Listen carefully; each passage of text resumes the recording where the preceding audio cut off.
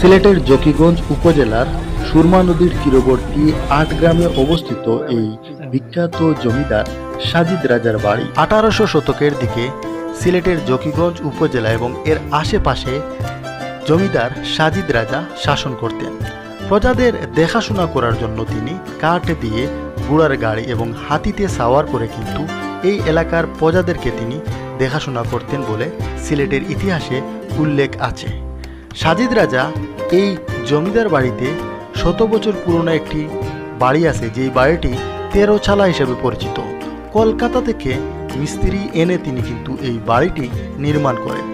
এই বাড়ির ঠিক সামনেই কিন্তু একটি দৃষ্টিনন্দন মসজিদ আছে, যে মসজিদটি এই এলাকার মুসল্লিরা যাতে এখানে নামাজ আদায় করতে পারে তাদের উদ্দেশ্য করে কিন্তু এখানে তিনি এই মসজিদটি, দৃষ্টিনন্দন মসজিদটি তিনি তৈরি করেন। মসজিদের ঠিক সামনেই কিন্তু একটি পুকুর আছে। এই পুকুর থেকে কিন্তু তৎকালীন সময়ে এই এলাকার মানুষ খরার সময়ে পানির যে সংকট ছিল তা নিরসন করতেন।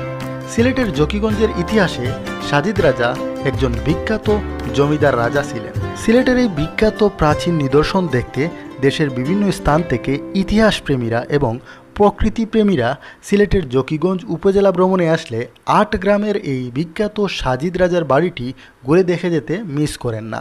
আর এখান থেকে মেঘালয় পাহাড়ের এক সৌন্দর্য কিন্তু খুব সুন্দর দেখা যায়।